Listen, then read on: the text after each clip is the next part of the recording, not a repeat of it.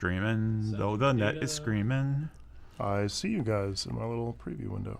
I see you. Live on Twitch. Well, thank God for that. Live on Facebook. Live on YouTube. Very good. Roll it.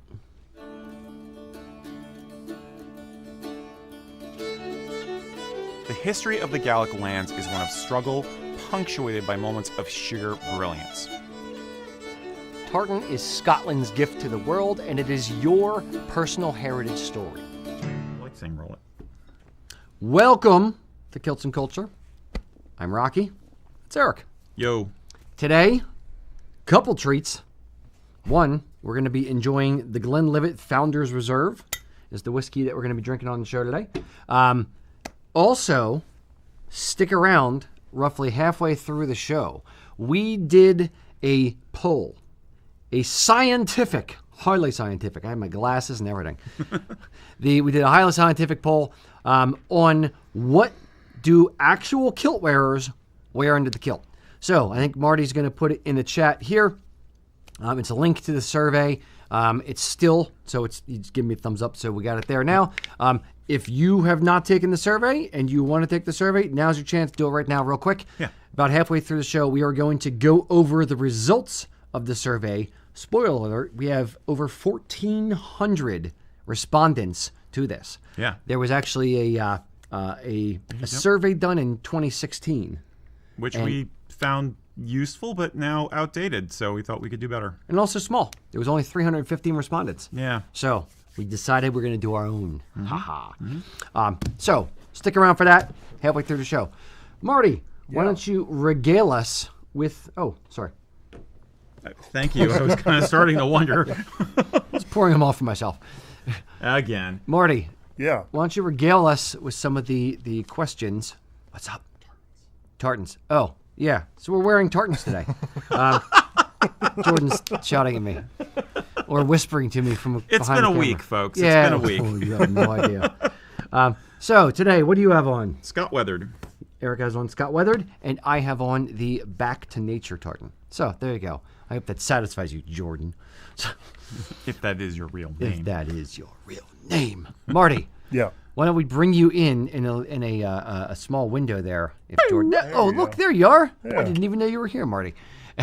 And what is the first question that we have up? Elio Santos is asking, my friend and I are trying to coordinate a tartan for our families to wear to the Texas Renaissance Festival Highland Fling weekend.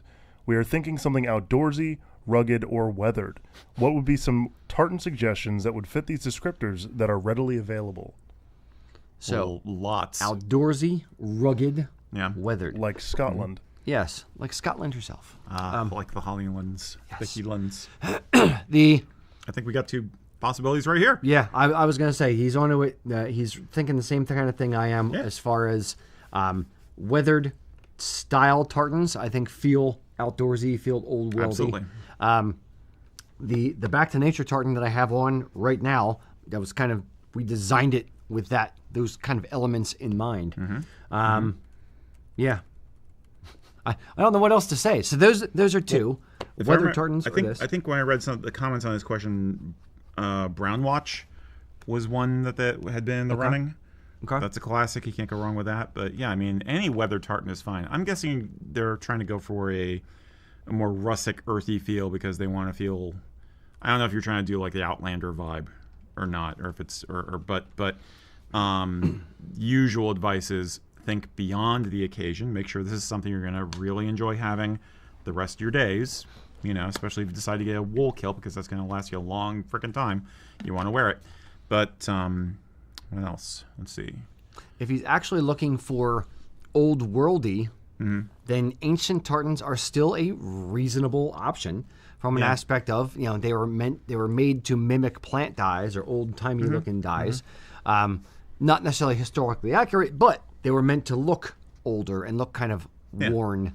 Yeah. Hey. So there's thanks, Jordan. Several ancient looking tartans right there. I was going to say Glen Afric.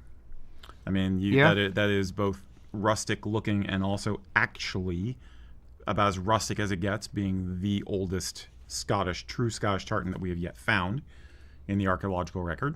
So can't go wrong with that one. Yeah. Anything else? Marty. We have a suggestion from Beer Can Full of Toes saying Isle of Skye weathered would look good for that.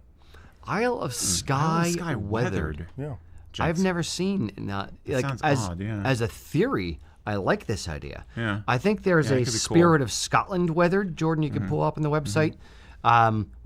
Haley just did one of those. We put it up in a video a couple days ago. Oh, yeah. So I know there's a Spirit of Scotland weathered, which looks real nice. Site is buffering, but we're Site is buffering. Okay, Jordan's still looking furious. And again, I don't know what their budget is, but my mind is going to wool. Anything from House of Eggers Edwardian collection, Yeah, would work. yeah. We've a lot got, of grays we've got in there. ancient here. Not weathered Bring it on up. the site. Yeah. Let me say it. Bring it up. Bring it up. Bring it up. No. It may just be on Loch Karen's website then. It may not be on ours yet. Yeah. Okay. You have a couple of. Are you in the 11-ounce gallery or 13? 13. Okay, 13 and 16. All right.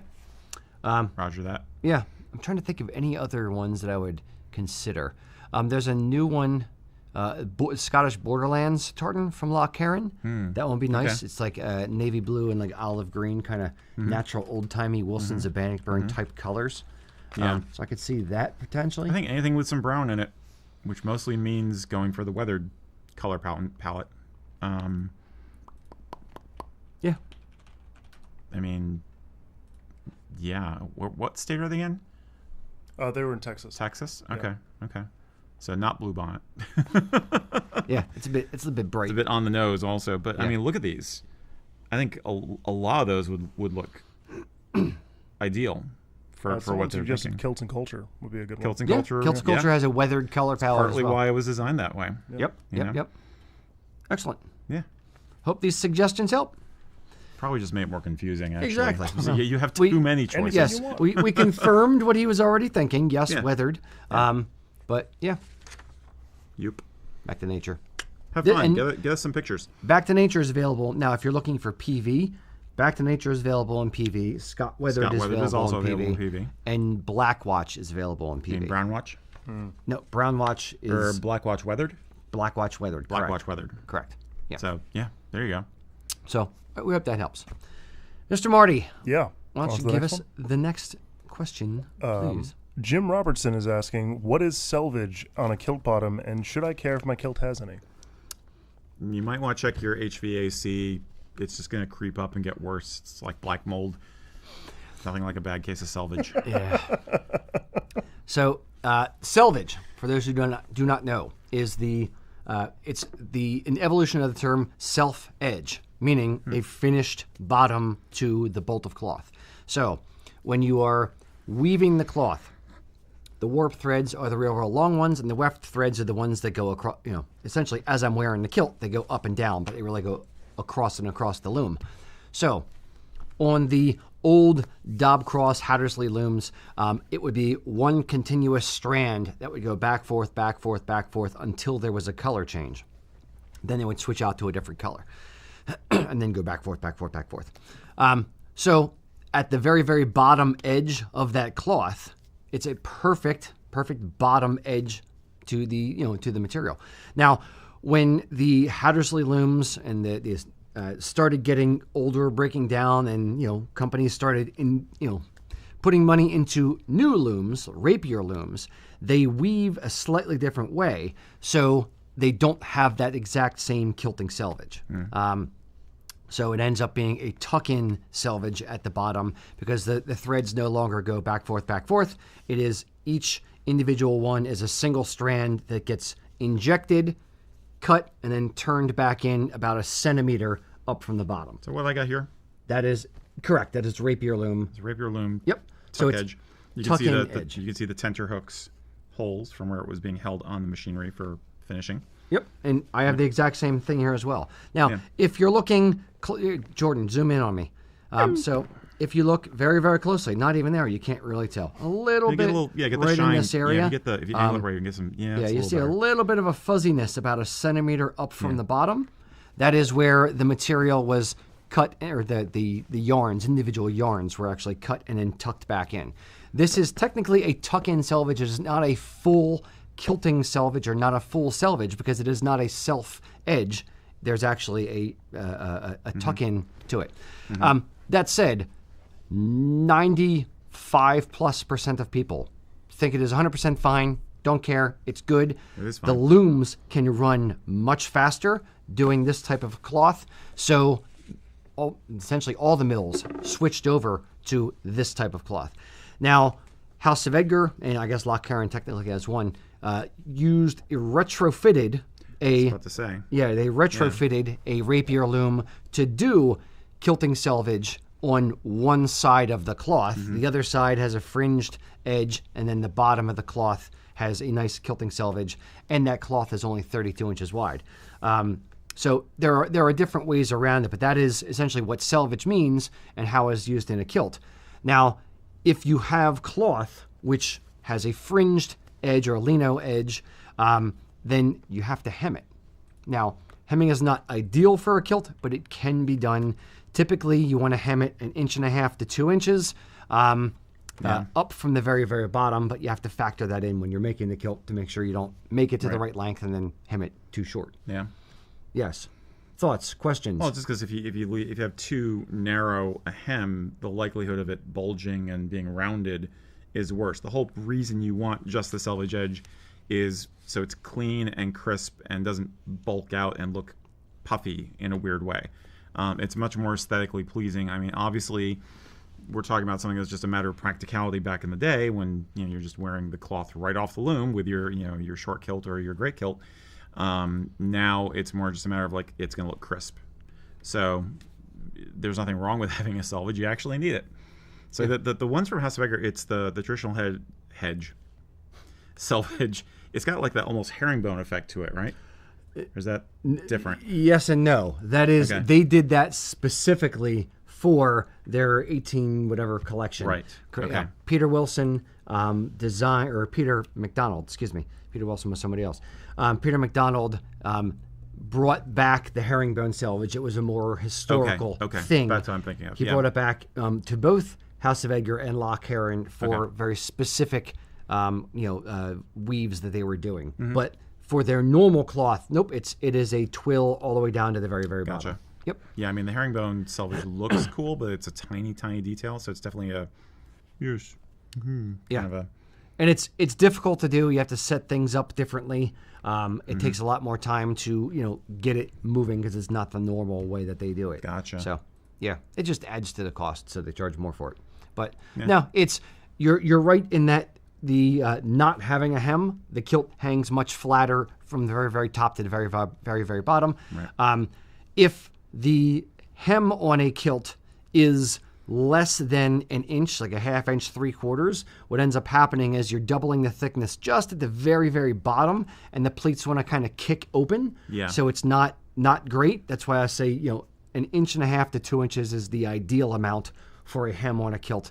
And if it's done properly, you won't be able to really see it, and it just adds a little bit of weight. I know, like most dancers' kilts are actually hemmed. Intentionally have it, because they want to, because they're using 11-ounce cloth, and which is a little bit lighter, so the hem gives it a little bit more heft at the very bottom, so it bounces a little bit better. But keeping when the pleats crisp and not mushy, is the key. Mushy Again, is the key word there. Yeah, I am a writer, not a technician, so.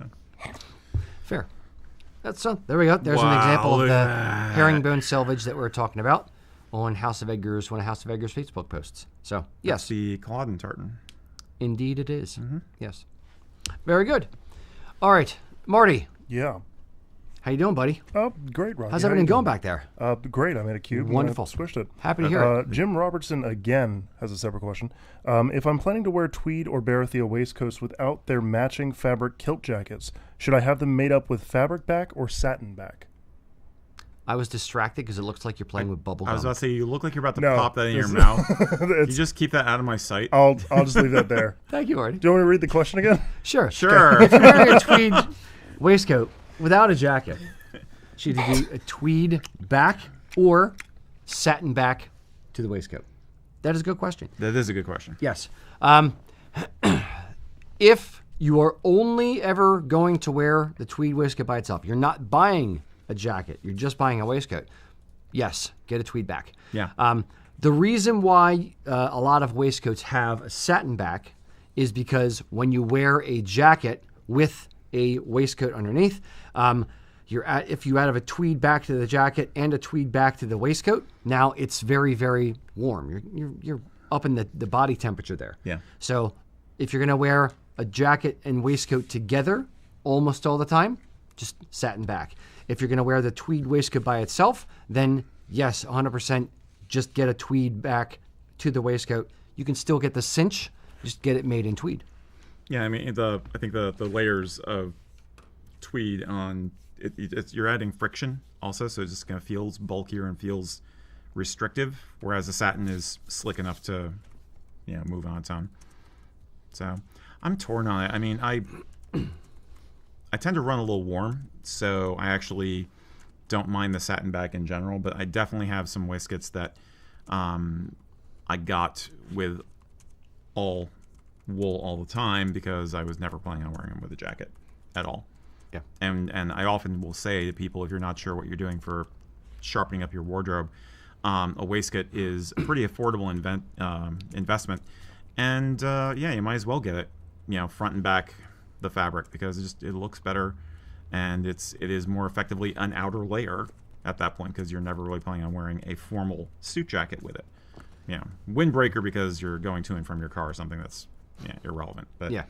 No, but it doesn't, and even if you did get a jacket, like if you, like myself, I would wear vests 90% of the time by themselves and 10% of the time with a jacket. At that point, I'd still rather have a tweed back to the vest. Really? Because it doesn't add that much heat. It adds some. It bothers me. I notice the bulkiness personally, so. I'm not saying it's perfect. Yeah. But I'd rather sacrifice a little bit of comfort while I'm wearing the jacket, a little bit of heat while I'm wearing the jacket, but have a tweed back the 90% of the time that I'm not wearing a jacket. Right. Now, the other little twist, little hint, tip, trick I'm going to give you right now as well. If you're not sure, if you're like, I want to get a jacket and vest, but maybe I'll just start with the vest and I'll get the jacket later. Here's my honest advice. Get them both at the same time. If you're going to get something in tweed matching from batch to batch to batch over time, even from the same mill, can vary a little bit. So if you're going to get a tweed vest and you think you are going to want to have the jacket later on, get them both at the same time. There's no worry, or vice versa. You want to get the jacket and you might get a vest later on, get them both at the same time. There's no worry about color matching. There's no worry about any of it. It's literally cut from the same bolt of cloth. So it's not, this one's a couple shades darker and it looks either faded or like you didn't, you bought them mismatched. Mm-hmm. So I'd say make sure if you can afford it and you're going to want to maybe get them both, do it at the same time. Yup. Indeed. Now, what about lapels versus not lapels? Might as well round out the whole thing. If it's me and it's the vest by itself, I tend to like lapels. I would wear a lapel just to spice it up a little bit. Mm-hmm. Now, if I'm going to wear a necktie with it, then be aware that when you wear a tweed vest with a necktie, your necktie, because the material on the vest is on the back side of the lapels as well as the front, what ends up happening is you have your necktie and it kind of walks over to one side. So you don't always have to, but you should wear a tie tack underneath the vest to hold the tie in place. Yep. Very good. But hope that helps. Mr. Marty, you done playing with your little ball there? Let's put that down. We can't have any toys around this freaking office. I tell you. People play with the little things on my desk. They play with balls of rubber. We're gonna. It's not distracting at all as we're trying to talk to rethink people. that play date we had scheduled for this weekend. If you keep this up. I'm sorry. Anyway. Okay. Next question. Norosihiridis, Greek, said, having selected my tartan, how do I choose which pleat style would look best for my new kilt? And Jim Robertson, again, said, what percentage of your customers really know what they want for pleating?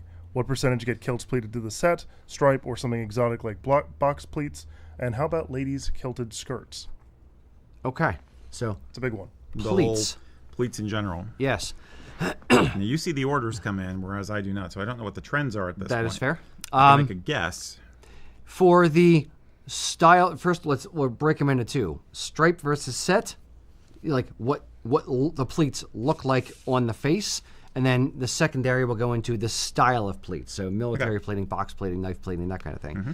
So most people, frankly, don't think about it. Now, if you are a kilt nerd like ourselves, and frankly, if you're watching this, you're probably a kilt nerd too. You know what a pleating to the stripe versus pleating to the set is. You understand these things. For those who don't know, pleating to the stripe is you pick out a dominant stripe in the tartan. So in this tartan that I have on here, let's say I'm looking at this blue stripe right there. I would take the blue stripe there, and that would be my next pleat. So well, you can't really see it that well on camera. Doesn't matter. Every pleat would have that blue stripe running straight down the center of each stripe. If it's to the set, then the kilt is made when you stack up the pleats in the back so that the pleats stack up to mimic the actual pattern itself of the kilt. Yeah. Every kilt looks fine pleated to the set. Not every kilt, in my opinion, looks good pleated to the stripe. And the trick that we use for that is the squint test, or the Christmas tree light test, where you take the pattern and you kind of squint at it, and if anything in particular jumps out at you as an individual stripe, then great, it'll look good pleated to that stripe. If it all kind of blends in harmoniously, then it's probably going to look better pleated to the set. Yeah. Do you think that definitely means that more complicated tartans are much less likely to look good to the stripe? Like Yeah, Ogilvy or probably. Like even Royal Stewart. Do me a favor, Jordan, bring up Royal Stewart tartan there. Royal Stewart has a few things that jump out. That white stripe at the pivot, and then the white and the yellow stripe that kind of are the guards to that red section a little bit. So they do. You can pleat it to the stripe, but in my estimation, it gets a little bit busy. So click on one of those and make it bigger. And big in it. There you go. So the white stripe in the center there, in the center of that busy section. Yep, where Jordan's pointing there. The white stripe in the dead center by itself. It looks okay pleated to that. And I've seen some pipe bands pleated to the stripe where they use the white, technically the black threads between the white and the yellow stripe in that guard section. Kind of like what's right beside my head.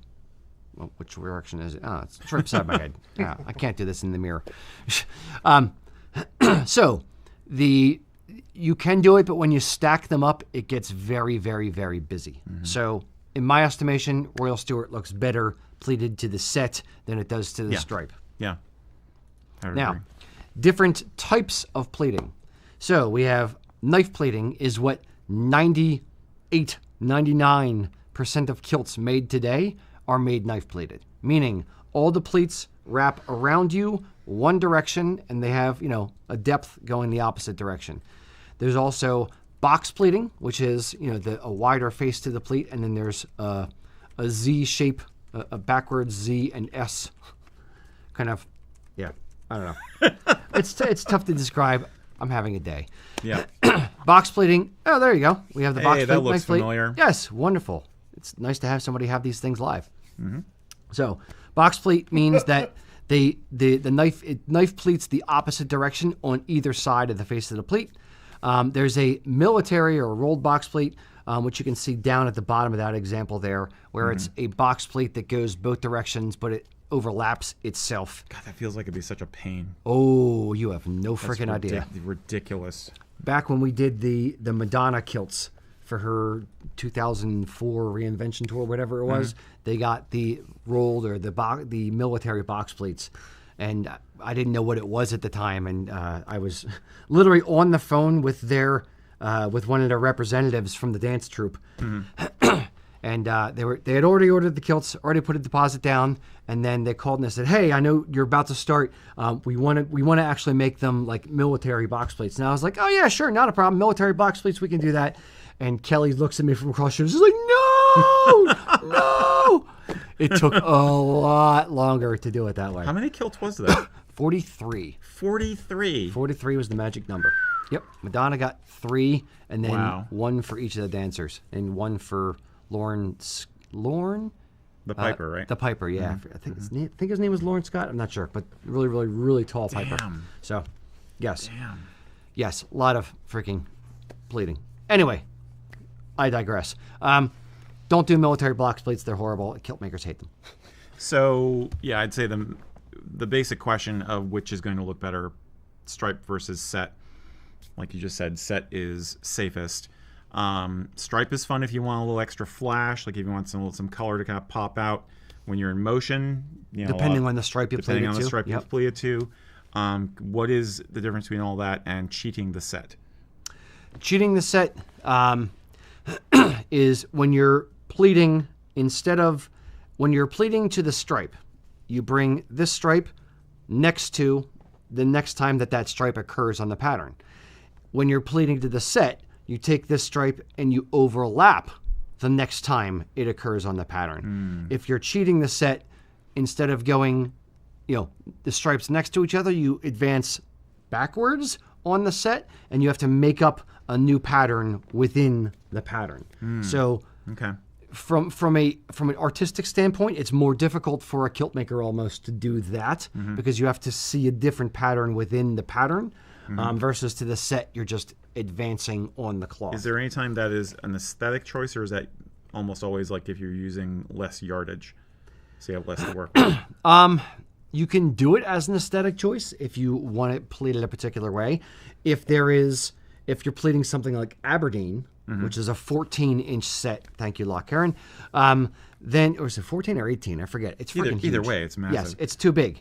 So you would end up with, pleats that are 2 inches wide on an 8-yard kilt, which is not ideal. There's kind of a golden ratio you're looking for. So in an 8-yard kilt, or in a tartan used to make a kilt, you're specifically looking for roughly 7 to 8 inch for a repeat on the pattern.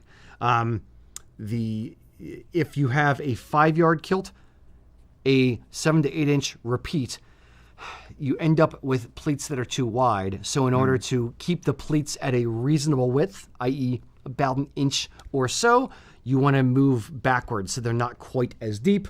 Therefore, you do a cheating the set or a reverse set, as we also call it. Okay, cool. Thank you. So, but for basically, if you're not sure, go with the set. If you're in love with, doing that squint test and you love a certain stripe, then go to the stripe. Agreed. That image also looks very familiar. Yes. That's There you go. think- Set and stripe. They take my image. That looks like one that Jordan has, so it's fine. Okay. Looks just like what Mitchell has. All right. Lovely. Next question, Mr. Marty. Next question is from Bert Campbell. He says, I've noticed that some online vendors advertise kilts made of, quote, woolen wool, and others offer, quote, worsted wool. What is the difference? Oh boy. Buckle up, boys and girls. You had to ask, Bert. You had to ask. Get your nerd hat so much. Thank you so bloody much. Okay. Worsted wool, woolen wool. First of all, Worsted on. woolen Wool wool is an actual real term. It's not just, a weird phrasing. It's an actual real thing. Jordan, why don't we tell Marty to put that ball out of sight so I don't see it anymore because So it is sorry. getting very Thank you. distracting. I'm so sorry. Thank you very much. Jordan, why don't you bring up the first slide? I have some data. So, the easiest way to There do you this go. is kind of in a graph. There you go. Showing different things. So, That's basically it. it is worsted wool versus woolen wool. Now, it is in the way that the yarn, the individual strands of yarn are spun and a whole bunch of other things. So there's positives and negatives to both. I'm not just going to be anti-woolen wool. There are use cases for woolen wool. So, starting off with the actual hair itself, the actual hair of the sheep. So that's called the staple. Are you using longer hairs, individual hairs, meaning like 4 inches or so long, or are you using shorter hairs? If it is woolen wool, you're using shorter hairs, sometimes longer hairs. And for worsted wool, you're only using longer hairs, which are generally speaking going to be a little bit more expensive. Now, when you get to spin the yarn, first process that you go through is called carding, where you're literally just straightening out, getting all the junk out of it, and it gets the yarns a little bit straighter. Not crazy straight, but straighter, and into a big long, I forget, not roving. Is it roving? Mm-hmm. Yeah, big long strip to be able to be spun. Now, if you're using wool, or if you're going to do woolen wool, that's kind of where you stop. You have like this mass of yarn hairs that kind of like interlock in 100,000 different ways. There's no, moving on to fiber alignment, there's no rhyme or reason. It's just jumbled. And then when you spin them, if you actually look at the graphic directly below woolen wool, you're using shorter hairs, generally speaking, so like 2 inches or so. So it's going to have more ends within the fabric. And it's a jumbled kind of mess as they're spinning. So you end up with hairs going all different directions. In worsted wool, you end up both carding and combing the actual the hairs. So you're straightening them out so you have big, long, exactly perfectly straight sections. So when you spin it, it doesn't have a tiny little things going all over the place every single direction. And this is every single direction. This is the hand signals for every single direction. It looks very similar to the butterfly. So, and voguing.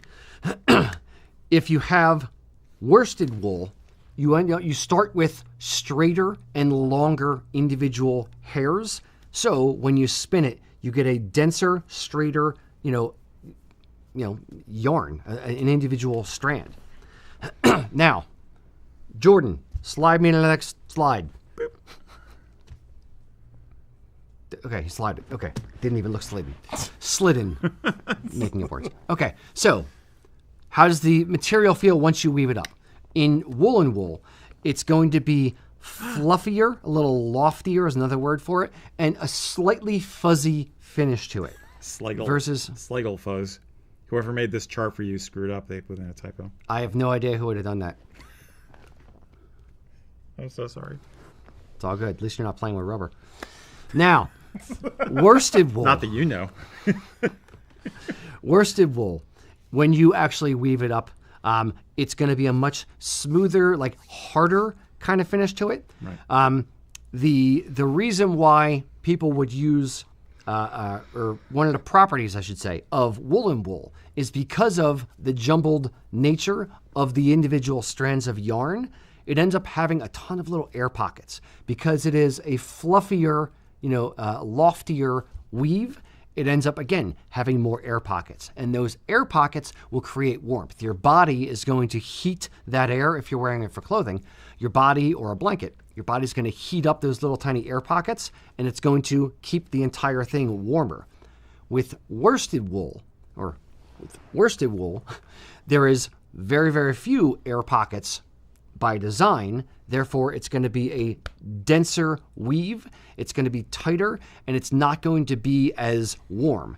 It will be a little bit more water resistant, so to speak, and it's going to be a little warmer because from a wind perspective, because wind won't be able to get through it because there's not those little tiny air pockets. Right.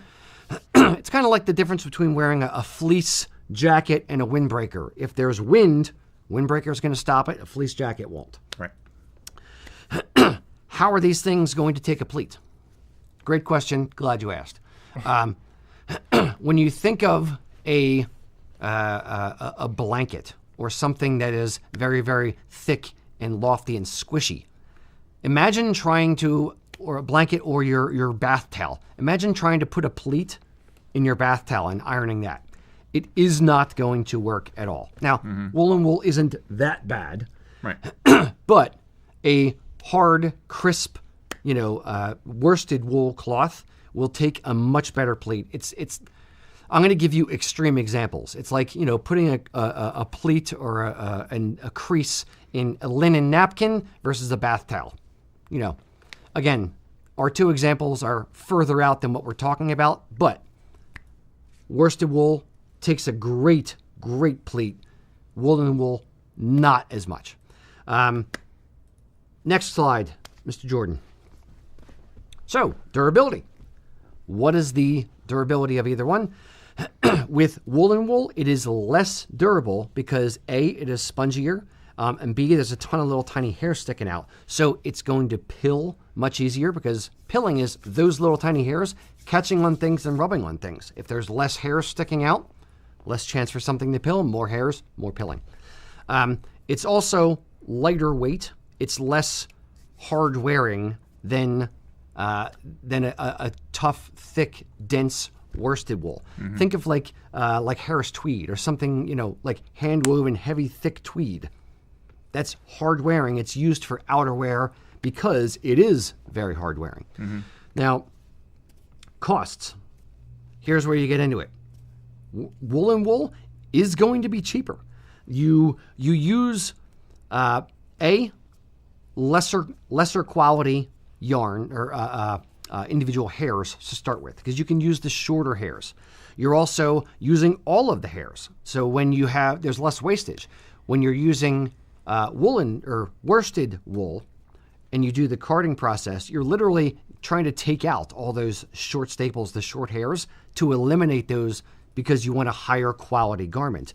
In woolen wool, you don't care as much. So it doesn't really matter.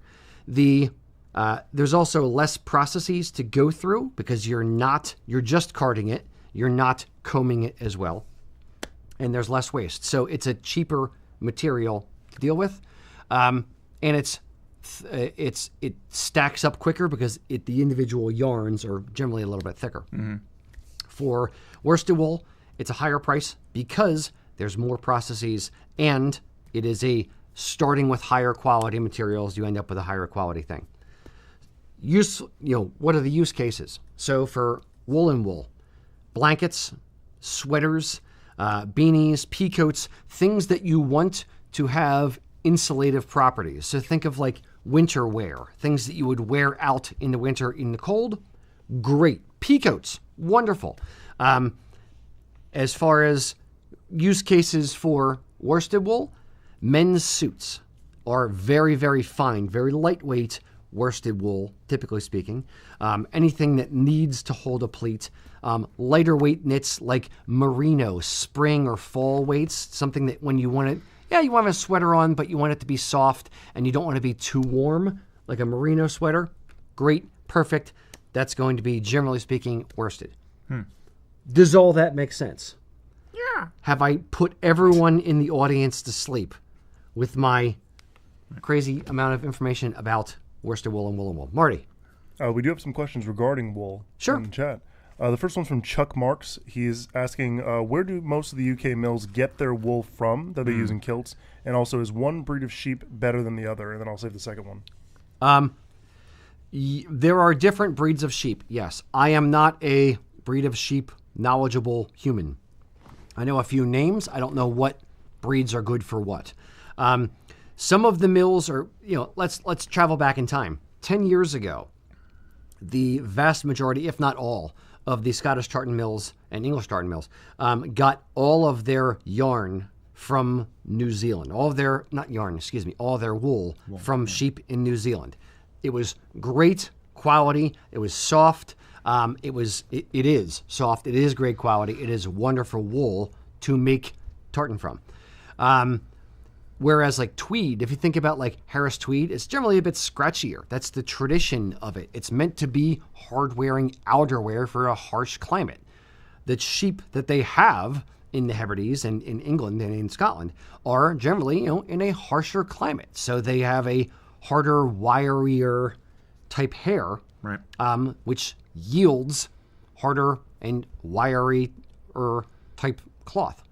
Now, today, a lot of the Scottish mills, or some of the Scottish mills, Loch Heron, are doing Scottish. One of the Scottish mills, and technically, one. All right. Well, Martin Mills has just started playing around with British wool. Yes. So, Loch Heron has kind of, in an effort to go a little bit more ecologically friendly, they are trying to move over to British wool, so that way they're, it's not traveling around the globe and they have to worry about their carbon footprint and all that kind of stuff.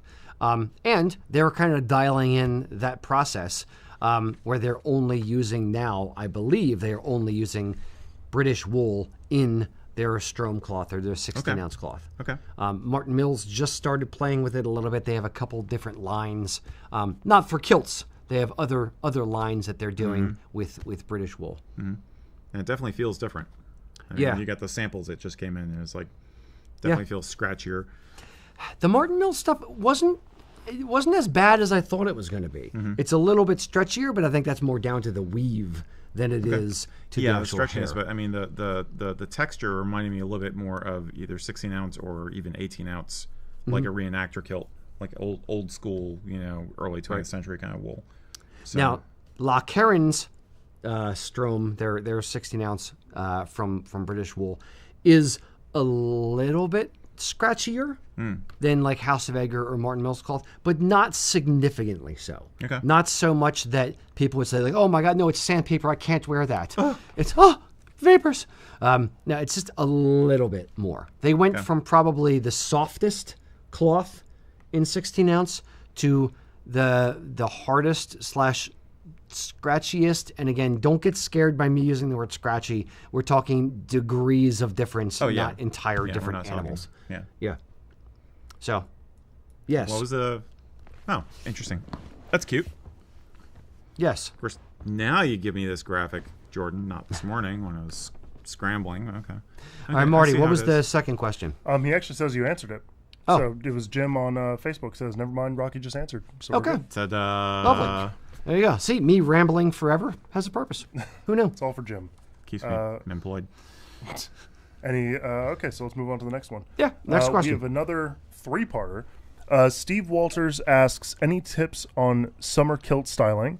Anthony Keeley says, I'm going kilted to a beach wedding. I'm told it'll be casual dress, but I'll be wearing the hose and flashes.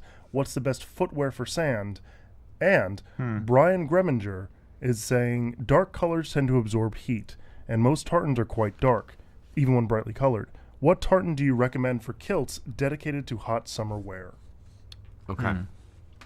So, kilt, summer wear, beach weddings, the whole nine. Let's wrap it all up into one big one here. Jersey Shore, August 1st. Snooki and a kilt. There you No go. wind. Sorry. I need a barf bag now. I know. Indeed. All right. Let's start with heat in general. So, for what tartans to wear in the summer for heat purposes, I would point out a couple things. One, color darkness, or how dark or light a color is, and then the type of fabric. Those are the two biggest things that are going to affect sun heat. So I would say if you're wearing an ancient color tartan, something a little bit lighter. Ancient tartans tend to be lighter than modern. I would rather wear, Black Watch Ancient, aka Campbell, than Black Watch Modern, because the light blue, light green is going to be less warm in the beating sun than navy blue and bottle green. Theoretically, yeah. I would also say that a lighter weight fabric would be a little bit better. So a 13-ounce or a polyviscose would be better than 16-ounce for heat retention purposes. And maybe a lower yardage kilt, like a 5-yarder versus an 8-yarder. Yep. Because again, it's less fabric stacked up across your backside. Yeah. So it's going to be a little bit cooler for you. Yeah. Any thoughts on tartan specific? Basic disclaimer is that I am not one to let the season select my tartan. I mean, I can be very temperature sensitive personally. I can be very heat sensitive, but I'm not gonna worry about it being an ancient palette tartan if the one I want to wear for that day happens to be, Royal Stuart or Nordic Heritage or something dark. I mean, I'm gonna do it anyway because I'm a victim for fashion, Suffer for your art. Basically, I think that the other factors are far more important. I think the weight of the cloth and the type of cloth are much bigger factors. For me, what really is uncomfortable in the heat is all the layers.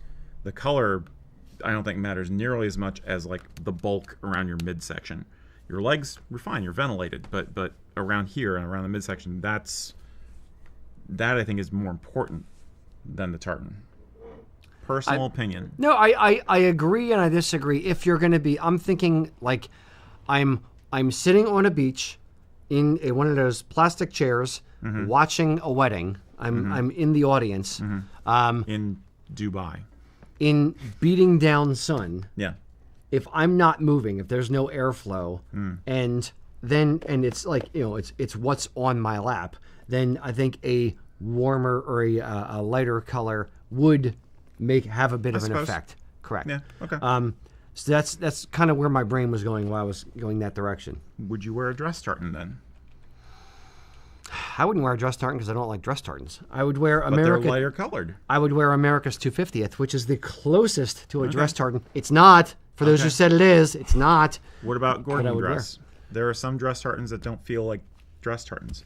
I think Gordon dress 100% feels like a dress tartan. Oh, but we have people. I see people who wear it outside of dress tartan context. Oh, understood. And they Whatever can. Whatever that even is anymore. There is no reason why you have to or don't have to wear a dress tartan. I just don't like white in my tartans. If I was really had to have something light colored and I was going to a black and white party and I wanted to wear a kilt for some reason and There you go. I wasn't wearing Menzies black and white. Yeah. Then sure, Gordon dress, sure. Okay. But I don't like it as a tartan, so I wouldn't wear it. But That's where again, I'm suffering from my art. There you go. See, I Yes. think the aesthetic, we become hypocrites because the aesthetic actually matters to us more than the pain.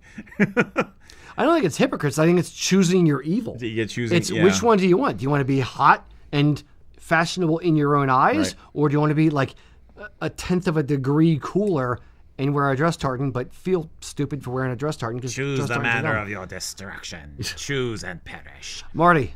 Yeah, we have Steven and Dave on YouTube, and then Jeff on Facebook are all saying surf and sand would make a great tartan. 100%. Yeah. Great option for that. Yeah. No, surf and sand. That's surf and sand. You know, minor plug here. That is our part of our America's 250th collection. Specifically, I designed it to look like the beach, the surf, oddly enough, and the sand. So as opposed to surf and turf, which is a very different color palette. yes, exactly. You need red for the lobster. Yeah. And So- browns and reds for the steak. And now I'm Exactly. hungry. I know. So, what footwear would you wear in the summer? What is the rest of your outfit going to be? I know one gent said he's going to be in a beach wedding. So, and I think he had a concern about wearing wingtips on the beach versus Chuck Taylors. Yeah. Like, I want to wear something comfortable and casual on the beach, but at the same time, I'm wearing kiltos. What do I wear? Wellies. Let's just say cowboy boots. Would be much. There you go. Good God, Because no. you're American. I'm No. Victoria file. So Crocs, cowboy Crocs, there boots. you go. No, neither of those, nor wellies. Because it's not raining on the beach. I think it's the Not this time. hose and flashes part that threw me with that. For me, he mentioned, well, I don't know if I want to wear ghillie brogues or if I want to wear wingtips on the beach. My answer is, why? Wear them. It doesn't matter. The beach isn't going unless you're in the freaking water and they're $500 pair of shoes. Sand getting into the laces Who and under gives the a tongue shit? and stuff. Just you bang them out when you're off the beach. It's fine. So as long as you're not walking into the water or the wet sand area, you're good. I would, if it were me, I would do it. Hand up or not, I don't care. I'm still going to do it. I have and Jordan, you can look for this vintage Chukka / Chelsea boot World War II ad. Nope. Horrible. See if you can find that, because I know it exists. I have it somewhere in my collection. You will hate this idea, but here's the thing. The British Army in the 1930s, I believe it was, and going through World War II, invented a version of the Chelsea boot, basically the Chukka, specifically to keep sand out when you're deployed in the desert. I 100% understand it's a that. decent enough looking, supportive enough boot for military purposes, but there's no laces or anything to catch anything. Everything, all the sand just kind of sloughs away. So you're saying that makes sense for a casual beach wedding because he's in the 1940s, 1930s He's military? wearing hose and flashes, my dude. Understood. He's not taking this as casual if he's wearing hose and flashes on a beach. But he's not in the military looking period correct military. I know. I'm just saying that the boots. The reason the ad exists is because the military they became popular with civilians, And they're no longer people- popular for good reason with civilians. God, No. It's casual on a beach. say none of these are the ad I was looking for. Okay. But it's this guy in khakis with a pith helmet, and he's holding up the boot like, it was good enough for us in the army. It's good enough for you. And so I think a Chelsea boot, something that's nice and smooth. Keep the sand out. It's a little taller. Hate Keep Chelsea the sand boots. out. Nope. All shoes with kilts should have laces. Form period. over function. Don't care. I mean, function over form. Dying on this hill. Every shoe you There it wear. is. Every Clark's. Yes, the original desert boot. Yes, and he looks oh so fashionable with his freaking caterpillars above his eyes. What the heck is going on there? That guy is like 900 I years old. say, well, look about the guys in the background. Look at those buff guys back there with their pints. Yes, Huh? in their Huh? shorts, not their kilts. One of them's got my forehead. In their shorts, not their kilts. Nope. The Clarks. Yes. Grass. Great. Okay, Wonderful. I was Nope. mistaken. It did have one. It does have the one lace. But my point is, despite my poor memory, there is precedent for this. There can be precedent all there once. If it disagrees with me, it is no good. You're wrong. God save the Queen. I wouldn't. Yes, I At didn't least, say king. I at said least queen. there's a lace. So Yeah. if you had to wear that with a kilt, sure, I would honestly wouldn't mind that with a kilt because there are laces with it. A lace. proper, yeah, one. minimum Yes, minimum lace. it's actually 3 inches long. Yeah, that's where I'm going to stop on that. Now, I'm that's sorry. Those or a Chelsea boot would work just fine. I don't like Chelsea boots with a kilt because it needs laces. Now, wear a pair of wingtips, you're fine. Yes. Cowboy boots. Can we at least agree? No sandals with kilt hose. Totally agreed. Okay. Unless you're German, I guess. I don't know Or a if it's- Teenage Mutant Ninja Turtle. Right. Right. That's about it. Wait. Riding boots, and you have the cuff of the kilt toe up on top of the top edge of the riding boots. Yeah. Yeah. His opinions are why I drink. Slanja. I do this to entertain you guys. All right, did we answer all three of those questions? I think so. Well, we have the dark colors absorbing heat. We got to that one, correct? Yep. Great. I think we're good. Shoes for beach. Yep. Shoes for beach, and then the first one was summer kilt style. And summer kilt. Okay, well, style. Generally speaking, more casual. Yes. I would also say, if you're going to be at a wedding and you're going to be wearing a pair and you on the beach and you want to wear a pair of kilt hose and flashes With your Clarks. or your wingtips, Or your Chelseas. wear wingtips from Clark's. You get the best of both. Clark's should sponsor us. There you go. There's a new product So line. exactly. Anyway, seriously. I would say, we started doing linen vests. Yep. A linen vest Yep. would be a great way to be dressy. If it were me on a beach and I wanted to be dressy casual, I would probably wear a regular dress shirt. No necktie. I'd roll up the sleeves a little bit. Maybe a linen dress shirt, linen vest, pair of ghillie brogues, or pair of wingtips. Not the boots he said. And I'd probably wear a pair of kilt hose. There's cotton kilt hose. I'd wear a pair of cotton say kilt we have hose to keep the cotton heat down a kilt little hose. bit, breathe a little bit better. Exactly. Yep. Minor point And about wear the a kilt. shirt too is like if not a linen shirt, make sure at least it is 100% cotton. Check the fabric content of your shirt, because if it's a cotton poly, it's not going to be as comfortable by a long shot. Yes, they're also starting to make like performance dress shirts. This never works for me. I understand. I had one because I bought it kind of by accident. It was like it's a 4-way stretch, and I'm like, oh great, that's all I need to know. And I bought it, and I'm like, this is like it's like silky, satiny, performancey kind of fabric. So it's not cotton at all, Yeah. but it's not bad. It moves with me. It's a tighter fitting, but it moves, But, so it feels sexy. yeah, showing off your physique, your manly martial arts physique. Indeed, yes, I can do martial arts in it. But, So, all right. so yeah, and then what about a hat in the summer though? Do you a bend? boonie do you- hat, of course. No, but do you seriously? Do you or bend? your pith helmet from your stupid ad. I actually do own a pith helmet. I Thank know very you much, do. sir. I need a new one though. No, but seriously, would you bend the rule for a broader brimmed hat, because we've said before that a broad brimmed hat just doesn't, it disrupts the line. Yeah, no. If I have hair, I wouldn't wear a hat with it on the beach. I would just go hatless. If it were me on the beach, I would wear probably a linen flat cap because being follically challenged as I am, I'm going to burn.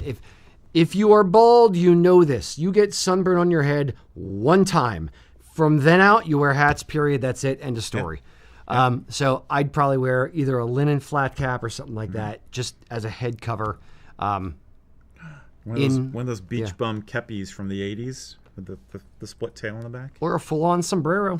That's what they're there for. There you go. Or one of that's the thing. And we are basically forcing a fashion which was developed in a cool climate into a hot climate. Thank you, global weirding. But anyway, or diaspora. Yeah, both. But I mean, you do have to make compromises sometimes. Do not have a heat stroke at a wedding. I mean, not with that attitude. If you don't have gear that's going to be perfect to look exactly the way you want, do compromise if you're going to be so uncomfortable it becomes disruptive and you become disruptive for the occasion. If it's a choice between wearing your perfect, beautiful tweeds, which you love very much, or the heavier weight kilt because you love it, and you wind up having a heat stroke in the middle of somebody's wedding, compromise a little bit. I do. Right. I mean, not to mention sweat stains. I would say I would argue towards a linen jacket just because you're going to look more elegant and you're not showing off sweat. I sweat like a pig. Another reason why I like black shirts a lot of the time. So. To a degree, form follows function, which is frankly why they're asking the question. Yeah. So because I would say, yeah, it's again not to rehash exactly what you just said, but yes, kilts were designed to wear in the Highlands, where it is much cooler and much harsher. So they get rain a lot more than we do. This is not muggy Florida summer on the beach. This is designed to be worn in the cool, in the rain, that kind of thing. So, yeah, adapting the fabrics and your choices in that way, and or your head cover in that way, and or your hose material in that way. And to some degree, I would possibly even say getting a PV kilt versus a wool kilt. Yeah. Would be a better choice for an outdoor summer wedding. Less yardage, that kind of thing. Yeah. You want to suffer for your art, but you don't want to suffer too much.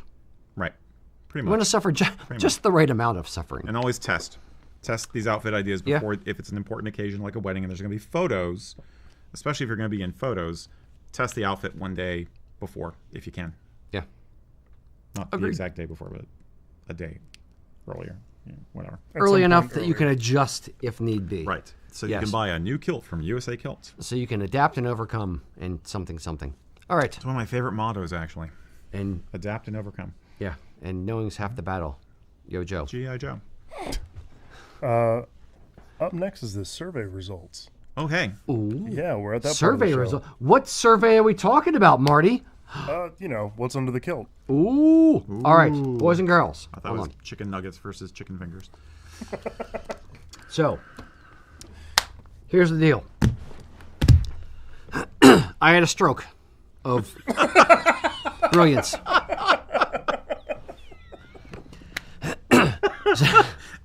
So, about a month ago, I started. We were talking about something, and we talked about the Scottish survey. They came out in 2016 for what do Scottish men wear under the kilt, and it was. And you just randomly. It was 10 years ago, and there was 315 respondents, and I was just like, and we referenced this survey often enough, and I was just like, why don't we do our own freaking survey? We have an audience of people. We have groups of people that we know. We know a ton of kilt wearers, obviously. So let's do a survey on what you people wear under the kilt. You people. So we decided. Eric and I went through a few different questions, decided how we wanted to break it down and all that kind of stuff, and we came up with a survey. And I think it's been about 3 weeks. So far, we have about 1,400 or so respondents. So, yay. I think that's a pretty good cross-section of people. So without further ado, let's jump into it. Jordan, bring up the survey results. 1,418 people. I think that means somebody has responded since since earlier today. Yes. Yeah. So, thank you to every single person who was part of this as scientific as we can be survey. And let's get into it. So, first, we broke the survey into men versus women because we did want to hear what women wear under the kilt versus men. So, first, hold on. I have to get very scientific. Yes. God, you're so much smarter now. I feel a lot smarter. Wow. It must be the whiskey. So, all right. Ain't So, that the truth? of the respondents, I have a mouse over here. Look at me controlling the screen. Haha, I can't control the screen. No, it's not scrolling, Jordan. Why aren't I scrolling? Is he on the wrong screen? There you go. All right. There we go. Now I'm scrolling. All Okay. right, we got it. All right. Back in there. So, out of the 1,418 respondents, 88 females, women responded, and 1,330 men responded. So, let us first go down and see how the women responded, and that is this section down here. Okay. Just because this is going to be a shorter discussion. Yeah, pretty much. So, not that we don't care, but it's the mystique, the thing is more about the men and what they wear under the kilt. So, but starting with the women, because we are equal opportunity offenders. How old are you? What age range are we talking here? So, we want to know how old the people are. Looks like 35. So, 75% plus of the people, I'd say like 80% plus of the people are over 35. So, it's a good experienced audience. They've been around for a while. They've been around the block. They know a few things. So, how long have you been wearing the kilt? Again, so if we taking out less than a year or 1 to 3 years, we're still looking at, what is this? 8 plus 25, so 33. Yeah. We're going to test my math skills on this, by the way. That's so for sure. 2/3 of the people have been wearing the kilt for more than 4 years. That is a good, experienced kilt wearing audience here for the women. How often do you wear the kilt? Mostly for events. It's the runaway. So a few times a month is 17%. What do we got here? 4% for several times a week, 1% for daily. So let's say 75% roughly are occasional to few. So it's an interesting thing. So mostly for events, rarely, but I own one, and still planning my first purchase. So people have responded that don't even own a kilt yet for women. Interesting, but that makes up roughly 75%. Where are women wearing the kilt? Let's look at everything essentially above 30 or so. So we have clan gatherings, very popular one. I'm going to guess for men as well. Festivals and concerts, makes sense. Formal events, again, makes sense to me. The runaway favorites are Highland Games, holidays, and festivals and concerts. Yeah. So special occasions. I think it's partially because we're talking about kilts as opposed to the wide variety of kilted skirt type garments that women have. We could probably lump in a lot, like a mini maxi. Maybe, I don't know. I mean, at some point in the future, it'd be interesting to do a survey of our women customers about what styles they prefer and how often they wear them. That's fair. Do you live in tartan and have a few, or do you just wear one very traditional thing for special occasions? So we're already destroying our own survey. This is awesome. No, I'm just saying that's a totally different topic. I know. There's a whole bunch of different other garments. Oh, and boys and girls, there are literally 100 different dark alleyways we could have gone down with this survey. We really tried to keep it focused so that people would finish the freaking thing. If you ask 87 questions, no one's going to finish it. And we wanted to be digestible, but really get to the heart of the matter. But you know what? This has been fun. Oh, 100%. I'm betting that most people will fill this out. Also, had a really good time doing it. So, what do women wear under the kilt? This did not surprise me at all. Yeah. And frankly, until the last, until we hit like 50, it was split. Underwear or compression shorts. Nobody went commando woman-wise, under the kilt. It was only in the last 30 or so respondents that we started getting a few. So four. And only 4 out of 88 just go commando. 100% makes sense. Does what you wear under the kilt depend on the situation, or does it change depending on the situation? And half or 55%, nope. Yeah. Wear the same thing all the time. Excuse me. Wear the same thing all the time. But when they do change it, generally speaking, it's for modesty or wind and weather conditions, which again can kind of hint at modesty and or comfort. So that makes sense to me as well. Now, asking the women, do you believe wearing a kilt regimental without underwear is the only proper way, traditional but optional, just for special occasions, completely personal preference, or mostly a myth? None of the women think that it is the only proper way. Even the 4 that wear it traditional, regimental, don't think it's the only way to do it. So, very, very telling response there. Right. Any thoughts, commentary, feedback from the women side of the survey? No, just I'm not surprised in the slightest, because just the situation of being a woman in our society, and comfort and hygiene and all that kind of stuff. So yeah, I'm not surprised in the slightest. Okay. Yeah. And Marty, I'm going to see if the audience has things to add in here as well, or has any comments or questions. Sure, now, I'll let you know. Moving on to the men. So if you guys have thoughts or comments about why any of these answers are, load them in. So for men, age range. Again, we have, over 65, over 55, over 45, over 35. So 6.5, and what's that? 1%. So 8%, less than 8% are under 35. So these are seasoned individuals. These are people they've seen some stuff, man. They're what's it? 35 and older. So you've been around for a while. How long have you been wearing kilts? Again, the blue all the way around to here, these are all over 4 years. So the people who have responded have been wearing kilts for a long time. So it's not like they're just wearing kilts and they started wearing kilts because they could wear no underwear under it and go out to the pub and have a crazy time. These are people who've been wearing it for a long time, and therefore, I am guessing, are kind of settled in their habits, in their underwear habits. What works for them, yeah. Indeed, what works and what doesn't. How often do you wear a kilt? 9% daily, 15% several times a week, 30% a few times a month, and so we have more than half wearing it several times a month. Cool. That's awesome. Even mostly for special events. If you figure that's a few times a year, let's say 5 times a year, it's still 90+%. Yeah. So again, these are experienced people that have responded to the survey. So I really feel like we have a pretty good cross section to give us quality results here. Yeah. So,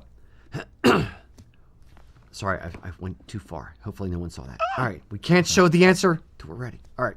So where do you wear the kilt for? Now, a lot more people that are men are responding and wearing in higher percentages. So they wear them for more different types of events. Casual, everyday wear, 57%. That's spectacular. Anything above 30, I'm going to look at, just because there's all these different things. So clan gatherings, so that's wonderful. 38% for date nights, just going out on the town, wanting to look nice. Festivals and concerts, again, a casual type event, but you want to stand out. You want to be a bit of a peacock. Formal events, 55% wear it for formal events. Great. So anytime they go on a cruise and formal night or a St. Andrew's dinner, something like that. Highland Games or festivals and those kind of things, 64%, excuse me. Holidays, 56%. Pub nights, Renaissance fairs. So we got a lot of Renaissancians. Woohoo! And weddings, things like that. Wonderful, wonderful. So they wear them a lot.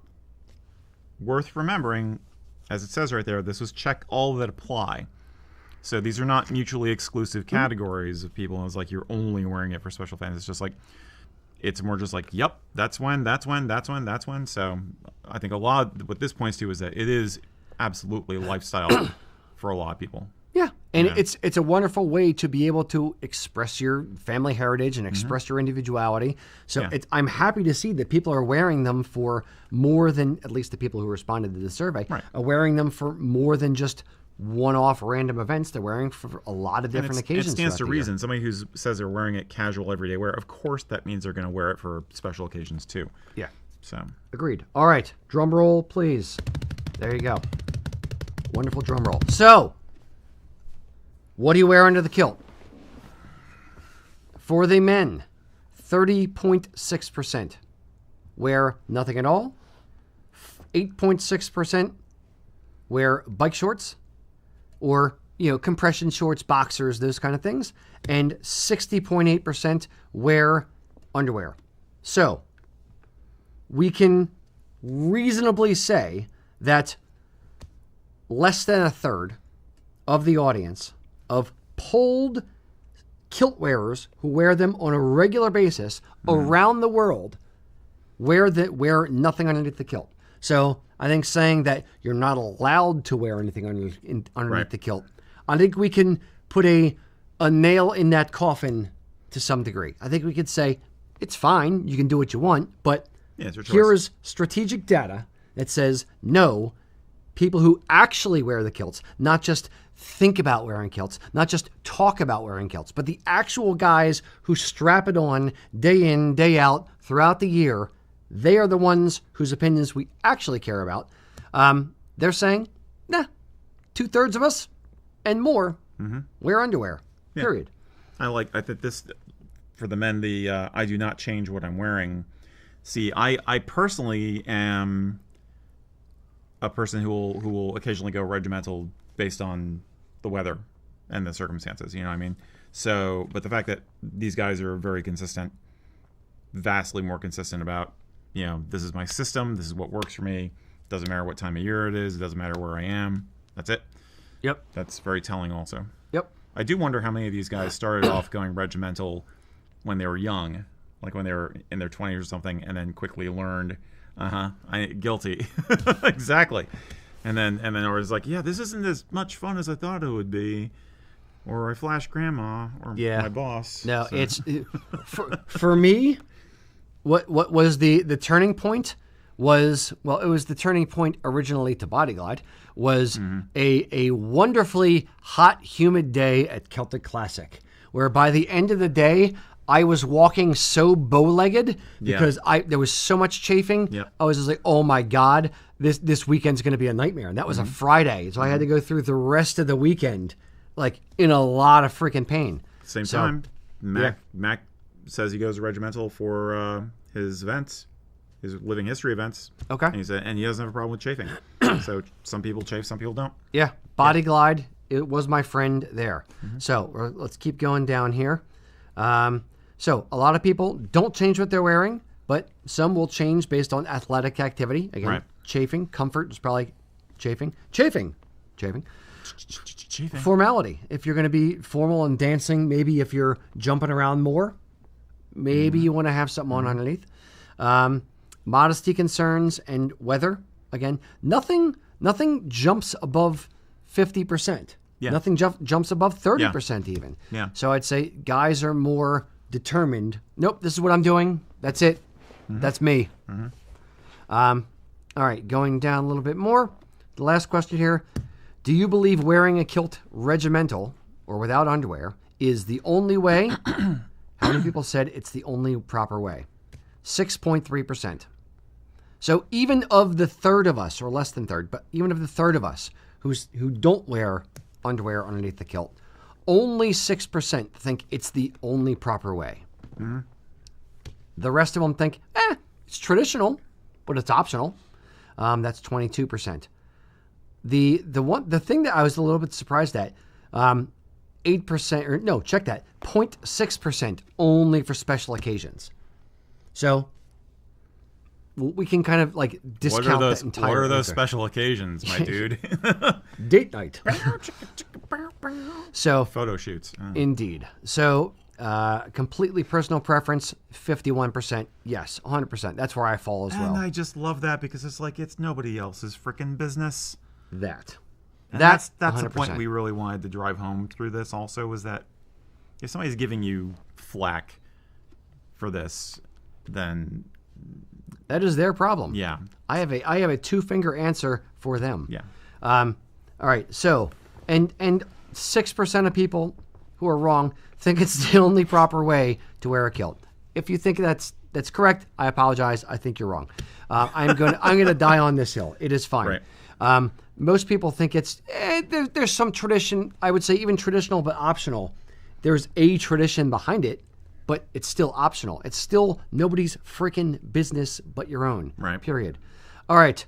So, do we have any takeaways we want to get to with this, Eric? Before we go I think into I audience kind of comments? gave my takeaway is that the bottom line is that yeah, most guys don't give into peer pressure on us. Like, say you've never worn a kilt before, and you're gonna wear one for something important like your wedding, and everybody's like, "Oh, you gotta go regiment." And it's like, no, you don't have to give into the peer pressure or the perception of tradition. Yeah, you know? I would also point out that the thing that I find most telling is the people who actually wear the kilt, the people that are in the survey. Right. This is what is actually worn under the kilt.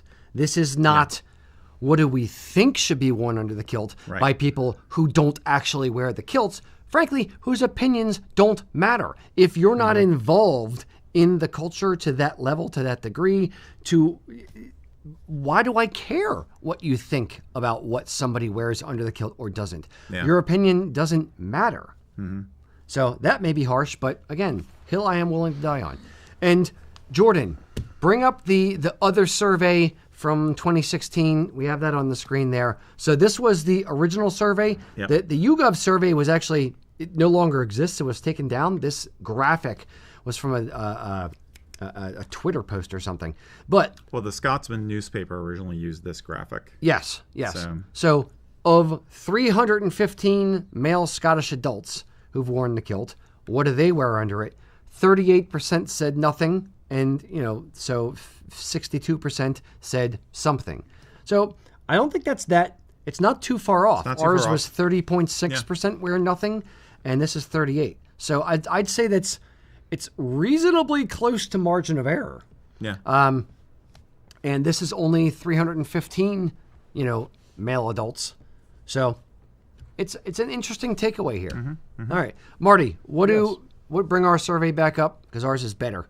Marty, what do people in the audience think about the survey? We got a couple blue jokes from Twitch. Underwear is pretty much the universal thing. Someone related to your story about the heavy chafing. That was funny. And yeah, No, it's not funny at all. For the not record, it's not funny. You've never been heavily chafed. You don't understand. I lived in Florida. I have been heavily chafed. Fair.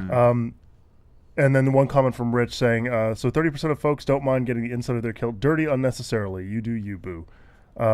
Jim says, I only wear underwear because when I wear my kilt to work because I have to climb ladders.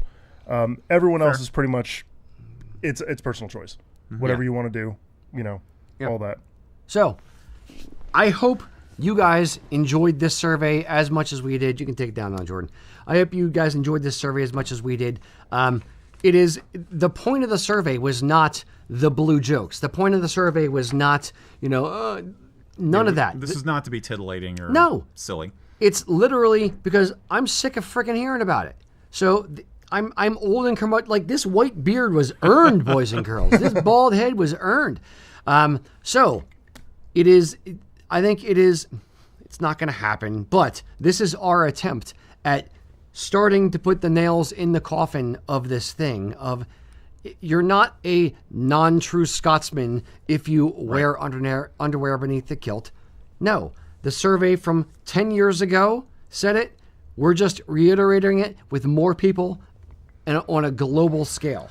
So we have not closed the survey. It's still open for now. At some point, we'll probably end up closing up the survey.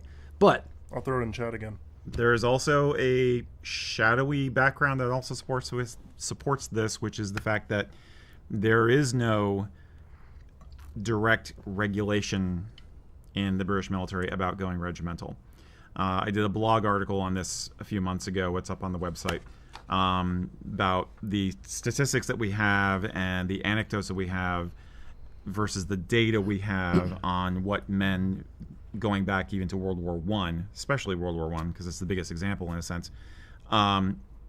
Where did the term regimental come from, and why did it become a cultural thing? And the answer is it was much more of a culture and a mystique thing than it was ever a practical consideration. But if you want to read about that, that's on the blog. So even in the military, Trench foot and crotch rot. That's yeah, actually that was one of the concerns. But their arguments were back and forth. There's some people try to argue that going regimental was better because of ventilation and health and but then you also have numbers of from officers especially having, and Mac clued me into this before I even found the data, that if you had the means, one of the first things you might buy was a pair of silk boxers and have them shipped over from home. Makes sense. Chafing, boys and girls. Yeah, it's a thing. All right. I hope that helps to answer some questions, settle the debate. To some degree, I consider it settled. And if you don't, then, again, I don't care about your opinion. Whatever. Mouth off. Go with God. Enjoy. Indeed. Yes. Marty. Yeah. What's the next question from our... After the survey, friends? We have Rick Offermensch says, does an 8-yard kilt need to be... Offermensch. Rick Offermensch. That's the word. You get that? Okay. No, not at all. Rick Offerman? Don't know who that is. Nick Offerman. Nick Offerman, okay. All right, wonderful. So, 8-yard kilt, yeah. Does an 8-yard kilt need to be exactly 8 yards? No. Yes. Kind of. Sort of. Not really. Then why call it that, Rock? Because calling it a 7 or 8 or 9 or 10 or 7.5, depending on your size, kilt or traditional kilt, people want to hear the 8-yard number. They want to hear this is 8 yards. Bam. The answer is no. This one came in a comment of one of the things that we were posting about. Because I think somebody had like 7.5 yards of cloth and they wanted to make an 8-yard kilt from it. Is that okay? Sure. And a kilt, you want to have a reasonable face, or the part that you see of each individual pleat, and a reasonable depth. If you are a person of smaller stature, so you are a 32-inch waist, 36-inch hips, you're going to have a 7-yard kilt anyway. It's not going to be an 8-yard kilt. If you are a guy who is 46-inch waist and a 49-inch hip, you're going to be a 9-yard kilt. It's not going to be 8 yards. It's fine. A lot of companies call it 8 yards because that's what the average is. It's a shorthand. Exactly, it's shorthand. So if you're a little bit smaller, it may be 7. If you're a little bit bigger, it may be 8. It may be 9. It may be 10. It's fine. As long as it fits your frame well and it's tailored for you and it looks nice and has the right amount of swish, it's fine. Don't obsess too much about the yardage that is in the actual kilt. And there are plenty of circumstances where a lower yardage kilt may actually be a better scenario. So if I'm going to be wearing the kilt in the summer to an outdoor beach wedding, I may actually prefer a 5-yard kilt over an 8-yard kilt. If I get warm on a regular basis, I want a 5-yard kilt and an 8-yard kilt. If my back hurts and wearing that much cloth, if I have a bad back, let's say, and wearing that much cloth, wrapped around your waist, is kind of unbalanced, maybe you want a 5-yard kilt because it's a little bit more balanced front and back. Right. Oh, thoughts? Not only that, I mean, we call an 8-yard kilt an 8-yard kilt because that is the average, and it is kind of a subtext of quality. It is a subtext of it will look better in motion because the whole point is to have more fabric in the pleats so you get more of a swish effect. So from a visual standpoint, it will on average be superior to a lighter yardage kilt. But there's nothing wrong with doing lighter yardage if you need to. Yeah. Don't let perfection be the enemy of the good. These are all very loose industry terms, Yeah. And it's also personal preference. Like if you run hot, a lower yardage kilt is 100% fine. A lot of the original kilts were lower yardage kilts. And weird. Well, they're but pleated kind of haphazardly. Right, and that demonstrates why you went up to 8 yards in the 19th century, because you had the ability, you had the excess fabric to get pleating to the stripe, pleating to the set, guaranteed every time. Whereas Yes. even with a 5 yard, we've said you don't get the choice. We will decide what's going to look best, because there isn't as much yardage to play with to get it to work. Yes. There's an evolution over time, which Exactly. you're alluding to. Yes. Yeah. The pleating to the stripe as a military thing required, generally speaking, a little bit more yardage because you're advancing on the set. And the reason why it was pleated to the set was because you could adjust it much more easily without having to worry about what was dead center on the back and where the belt loops were, or the sporran straps, or sporran loops. So it went from 4 yard, 5 yard as the norm Yeah. a couple hundred years ago up to 6, 7 yards. Yeah, I guess 6, 7. No, sorry, that's no longer done. But the yardage increased over time, and then it eventually kind of settled on about 8 yards for an average sized guy. Feels like the right Feels number. about right. And it kind of settled there. It's not increased. I'm not wearing a 12-yard kilt today. The same. My back would get thrown out. The swish, you go off Look to at the those side. brushes on a street cleaning car. It's like huge. When did we kind of settle on 8 yards? Do you know? I think it's mid to late 19th century. Yeah, I was going to say Like late 70s 19th or century. 80s. Yeah, late 19th century. At the very, very latest, I'd say early 20th century. Yeah. Was kind of, but, Yeah. a lot of Highland wear was like, stuck in the 1920s. That was kind of the peak, and it kind of plateaued a bit Yeah. to some degree on fashion kind of stuff. And a lot of people consider that the peak of Highland wear and still are inspired by that period today. So, yeah. So, to answer the question directly, no, less than 8 yards doesn't make it an inferior kilt. It may not make it an 8-yard kilt strictly by the letter of the yardage, The tape of the measure. the tape of the measure. The measure thank of you. the tape. But it's still fine. It still looks good. I've worn 5-yard kilts to weddings because it's going to be warmer, and I just like how they fit better than some of my 8-yard kilts. So no, Most of mine are 5 yard actually. yeah, don't fuss yourself too much about it. It's 100% fine. Mr. Marty, what do we have out there for the next question? The next one goes to Jeff Plavier, or Plavier. Going kilted to my son's wedding this month. He and the groomsmen will also be kilted, but it's a casual wedding, ties not required. I was thinking of wearing a dress shirt, argyle tweed jacket, and a cravat/ascot. I'd still be open-collared and would ditch the cravat once the party ramps up. What are your thoughts on wearing a cravat with Highland attire?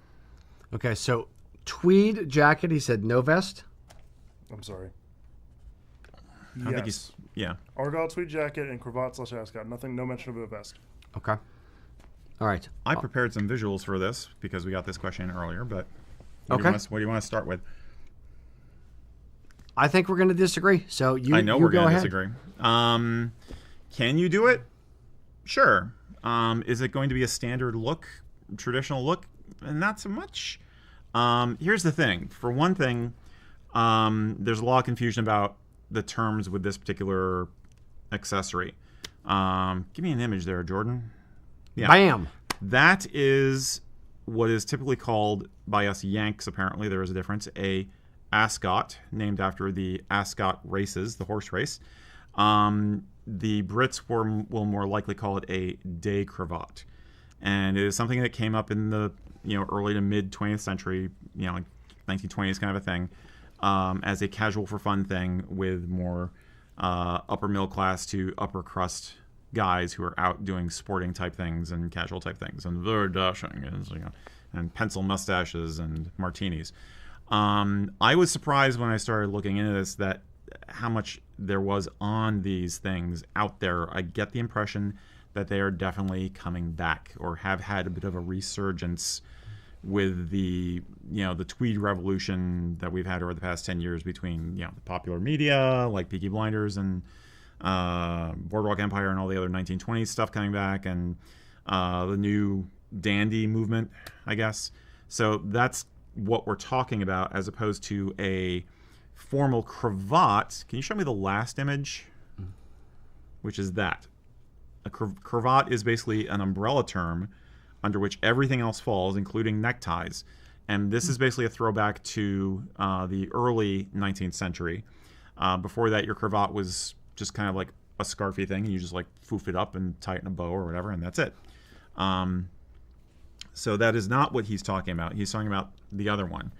These things have had periods of time when they were more popular. Can you show me the vintage how-to? I know I'm going out of order. Check this out. Oh, yeah.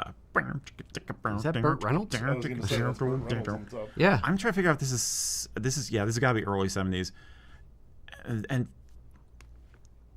there was a lot of trying to do alternative menswear back then. This is when turtlenecks became a thing for a while, and so there is precedent for doing this.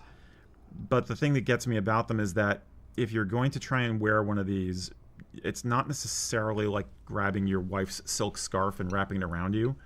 I think I have an image of how big an actual one of these is, if it's actually made for the purpose, like the actual, yeah. It's a lot of fabric to get that effect.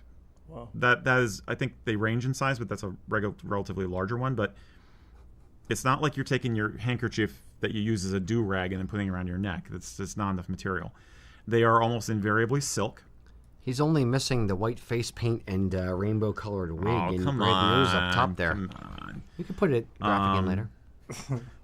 So I don't think it's going to look great with the tweed. I did put together a composite of what I think you're going to wind up looking like. It'd be, I mean, not the polka dots. Let's assume that you'd use a solid color or something, maybe. Not AI, for the record. This is me doing Photoshop shit. You're welcome. I don't hate it. I'm not sure I love it either. You could do it. I think it's kind of interesting. I don't know if it's something you want to do for a wedding or not. My thing was, I don't think you should wear tweeds with this. I think a Barathea cloth jacket would be better, personally. But you missed opportunity. That should be Thurston Howell III. And Lovey, yes. I chose this picture because he looks handsome and he's front-facing with an open jacket, so I could see what a kilt. This is the outfit that was described to us in the question. Understood. Essentially. There's the pattern to the tweed. So yeah. Well. Yeah. Understood. But it's not Photoshopping AI. skills. Photoshopping skills notwithstanding. Yeah, I'm not a fan. It's, to me, ascots feel very much one of two things. And get it off the screen, please, Jordan. It's distracting me. Ascots feel very much too sexy for one of hockey. two things. Either of a period or try hard. It reminds me of Thurston Howell III on Gilligan's Island with the rest of the crew. It just stand out, and not necessarily in a good way. Either you're standing out like you're trying too hard and trying to look too hoity-toity, or you look like it's from the 70s. And or 60, I can't do it. Or 50s even, or 50s, 20s, yeah. or... It's no longer a thing. I know it's coming back to some degree. And somebody should put a stop to that. Please, if the AI overlords can do anything, please stop ascots. I'm not a fan. If I'm going to be, and I understand why. I know there's a pendulum swing. I know there's a pushback to the casualization of culture. Mm-hmm. I get it. And some people are like, no, everything is too casual. I'm going to be the antithesis. I'm going to go hard the other direction.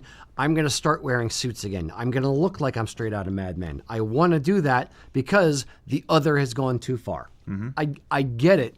I'm never a fan of the extremes for the most part. So no, for me, ascot, hard freaking no, stop, no, let me off. Mm-hmm. Mm-hmm. Jane, stop this crazy thing. I mean, I don't think George Jetson ever wore an ascot, but he might. I don't know. He's just got like that one. Isn't the future great? No ascots. I mean, Sign me up for George Jetson. Obviously, it was and still remains heart of traditional gentleman's dress because it has not completely disappeared, even though it was invented all the way back in like the 1920s. Are there examples of ascots being worn with Highland wear? Not that I've seen. That's why I had to cobble together the image. I think that. So, Jeff, that may you're be telling. in uncharted. I don't know. But I think history agrees with me. Is what we're saying. Or fogies agree with you. Or yes, we have stuff from the peanut gallery. Just me. I was specifically thinking of Fred from Scooby Doo. He's the only person I've ever seen wear an That's ascot. a kerchief. It's more of a kerchief. That's not than an it is ascot. That's a kerchief. That's my Oh. point.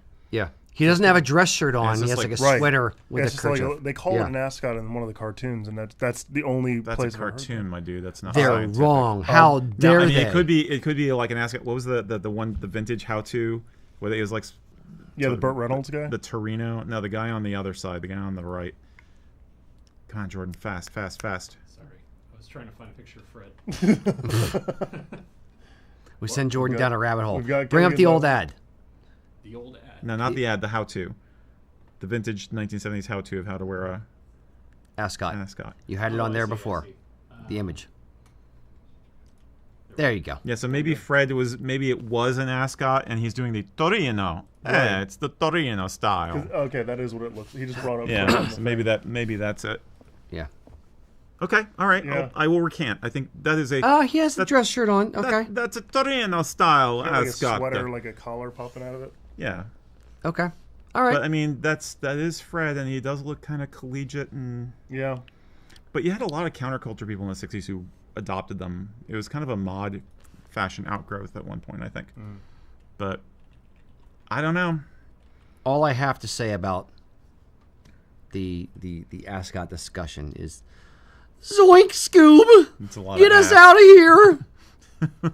All right. You got Michael Caine wearing All right. ascot. Marty. Yeah. See, that was the end of the segment because I said zoink, I'm Scoob, sorry. get us out of here. This segues. I'm on it. Let's go. Segway. That's the future. That's George Jetson. Never have to walk again. Indeed. Hopefully. Wally. Marty, I'm just lazy. Marty. Andrew Grunewald says, "Hey Eric, what is your favorite era, Victorian or Edwardian? Are there any noticeable differences between the two eras when it comes to Highland dress?" And we've touched on this before. In fact, very recently, like earlier on this very same show. We tend to think of Highland dress as having been set in stone a little bit by the 1920s, like you said, but I would argue that it's a little earlier than that. There are certain innovations, namely the Prince Charlie, that came around in the 1920s. But to back up, the answer is, to me, I love them both, but Edwardian is easier to wear. Principal differences. Jordan, if you please. Start with a couple of examples of mid to late Victorian Highland dress. The one thing that's really obvious in both of these time periods is that men of means were much more likely to be wearing goat hair or horsehair sporns like this. You know, that was de rigueur. They were what you wore not just for special occasions like we do now, but pretty often, honestly. And let's, for the audience who don't know, let's define time periods, Edwardian versus Victorian. Oh, yeah, good point. Victorian basically is the queen, the reign of the Queen Victoria, so 1837 up to 1901, as memory serves. And these gents are basically from, like I said, the latter part of that. The doublet on the left, I'm guessing, is probably 1860s, 1870s. It definitely looks like a doublet, but this is where we see what we would now call a regimental or regulation. regulation doublet. Regulation doublet is a modern interpretation of this, or maybe a Kilkenny a little bit, but it's meant to be worn closed. It still has the tassets and the cuffs. That one is velvet, very clearly. A couple other things I want to point out as well. Regulation doublet is basically a Prince Charlie with the tassets on the tassets are the little like the flappy things on the bottom there for those who don't know. A regulation doublet would have a vest and would be worn open. Right. This is actually worn closed. So that's more like the Kilkenny, I think, is designed to be that. No, not Kilkenny. Kilkenny's Kenmore. Kenmore. Kenmore. Correct. Sorry, guys, I'm tired. Yep. So a Kenmore, if you look that up, you'll see it is supposed to be a throwback to this style. Yep. And the other thing I'm going to point out is the guy on the left is in a studio. They both are. Yeah, they both are. Now, the guy on the right doesn't have the fancy tree background, but that's not a real tree. This is both in a photo studio, to get good lighting, and because that was just kind of what was done. Yeah. Most photography, if you were trying to show off your outfit and it was meant for posterity, was studio photography. Which in some cases calls into the question as to whether the subject of the photo was a full-time Scotsman or somebody who was just putting on Scottish costume for the occasion because it was a fun photograph. Yep. Did they even own the tartan? Did they even own the jacket? I would argue that in these cases, these are actually legit ownership, but could be wrong. I think that if either of them were for fun dressing up, the guy on the left is more likely to be. But it doesn't look that costumey to me. Now, the guy on the right, make sure I get my left and right. The only thing that I think it looks costumey on the left is A, he's wearing a fly plaid. B, it does not appear to be the same tartan in the plaid as it is in the kilt. And the fly plaid isn't coming down in the front at all. It's all up at the shoulder and down the back. Sorry, continue. That's okay. The guy on the right, very, very standard Highland wear. The big principal difference between this, besides the sporran type that we talked about, is the jacket he's wearing is called a sack jacket. That was a very common style of men's jacket, regardless of whether you were kilted or not. And as you can see there, it was very common to basically button it up with the top button. He's wearing a cravat, I just realized. It's a relatively skinny one, but he has it pushed up and closed with a woggle. I think that's what the Boy Scouts call it, a woggle. And so that is kind of Victorian. And then by the 1890s and into the Edwardian period, you get what's going to look like in the next slide. This is Edwardian gear. The guy on the left, I'm going to guess, is probably turn of the century, maybe 1890s. The guy on the right is actually King George, and that photo was taken in 1910. So this is where you start to see, with a few changes, these guys with these outfits, maybe not those beards, could walk out of our changing room in our shop today. The principal differences being, again, we don't wear quite as fancy sporrans during the day now, and we do not have removable collars. Throughout the 19th century, men would have shirts with separate collars because it's just easier to keep clean. Your shirt cuffs and your collar are where you get the most dirt, most body staining, sweat staining showing. And rather than dealing with washing the whole shirt, because that was a real pain in the ass, the technology developed pretty early on that you had disposable collars made from a variety of different materials. Most guys do not wear these days. We did have someone ask earlier, it's a question we never got to on the show, but ask, what do you feel about wearing separate collars? My answer is, it's pretty cool, but it's definitely going to be a fogey fashion. It's going to be a retro fashion, fogey as some guys call it. And your supplies are limited. There's one collarless shirt company in the UK called Denny's. I'm not sure how many others there are. Reenactor companies will sell stuff and you can buy the separate collars, but then you're dealing with the collar, the shirt, collar stud to keep it attached, etc. But this is really locked in. I mean, this is the silhouette that we still have to this day with minor variations back and forth. But I mean, those jackets are not that different from an Argyle that you'd see anybody wearing nowadays. Yeah, I agree. Even up to the epaulets on the jacket there. Now, I noticed that they're wearing the kilt pin a bit higher than which we talked about. Than is typically worn today. The gent on the left, even though it's at an angle, I hate kilt pins worn at an angle. I believe the reason it's at an angle is because his left leg is up and it's pulling the apron of the kilt. So it's probably vertical on him as well. I note that he's wearing a horsehair sporran, not goat hair like in the previous. How can you tell the difference personally? Because they're longer, straighter hair cut flat at the bottom and the two big tassels. As opposed to the foofy. Yeah, as opposed to goat hair where it's a little bit more natural, kind of hanging down. Yeah, goat or horsehair is much straighter.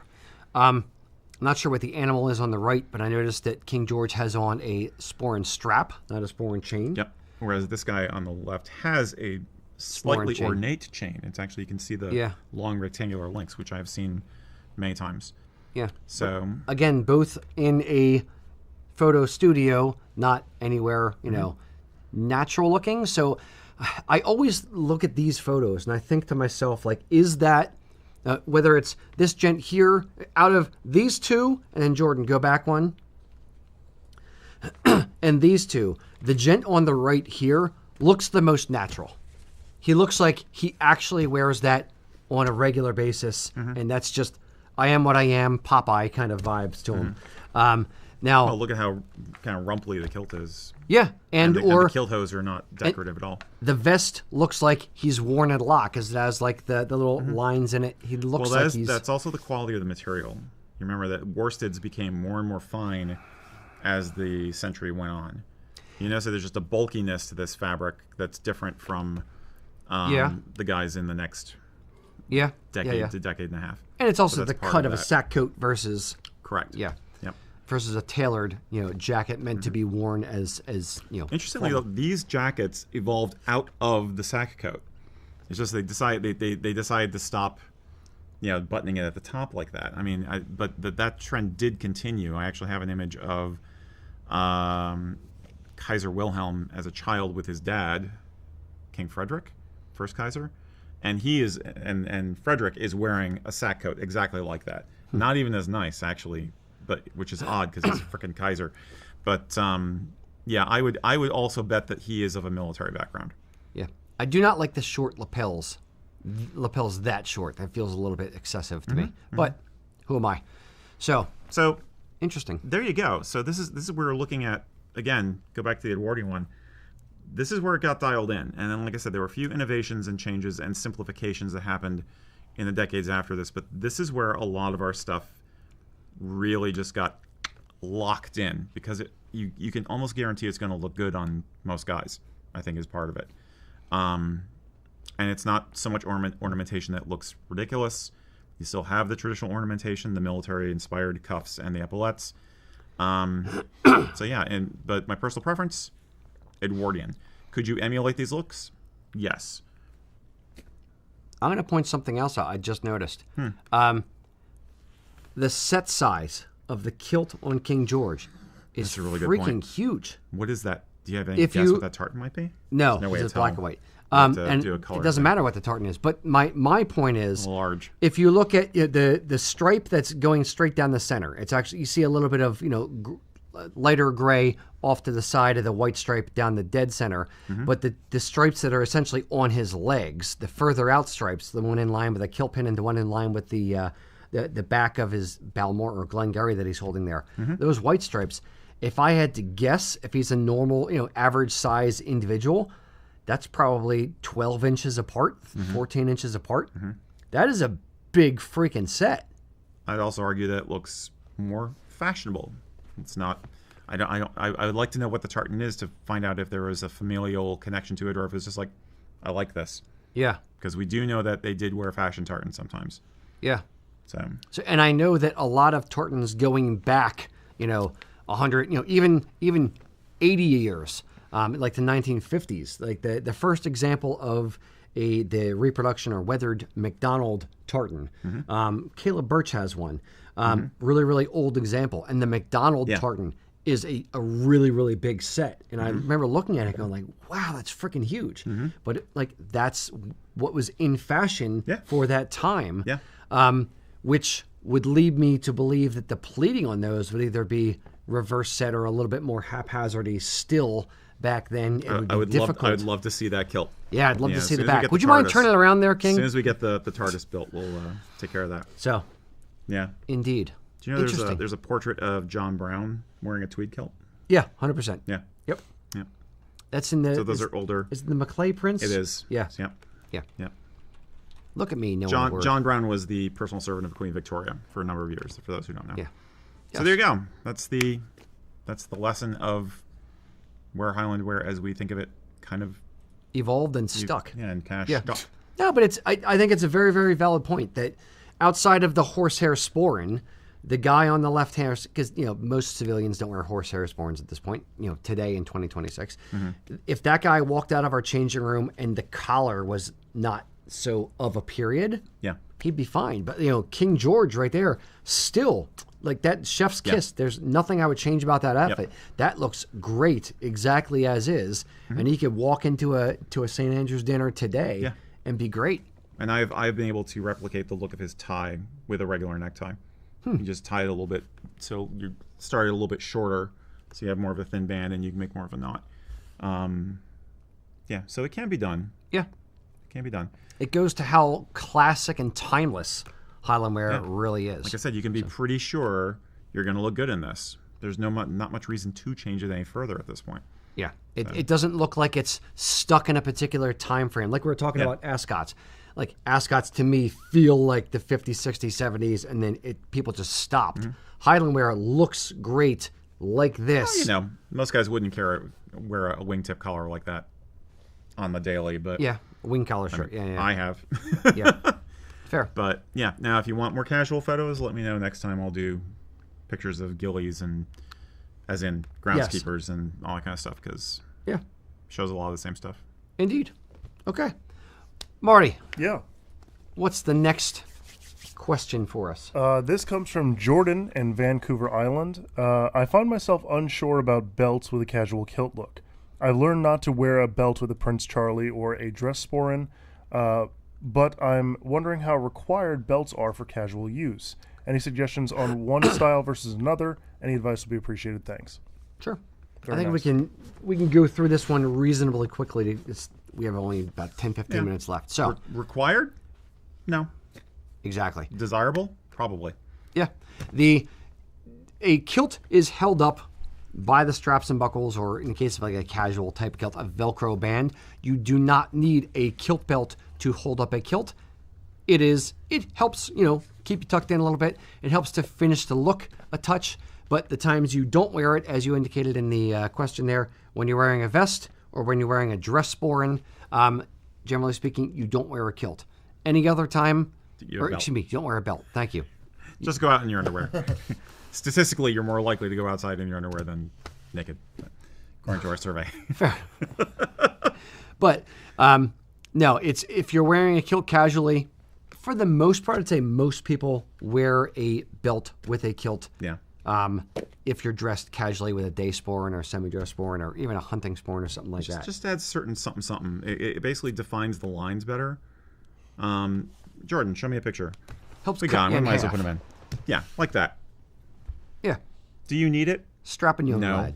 wide. Originally, wide belts like that were basically a holdover, again, from Highland dress, military dress, where the only reason you needed it was to carry equipment. You were carrying pistols and swords and dirks and whatnot. So that's why the wide belt was originally invented, was to accommodate all that hardware.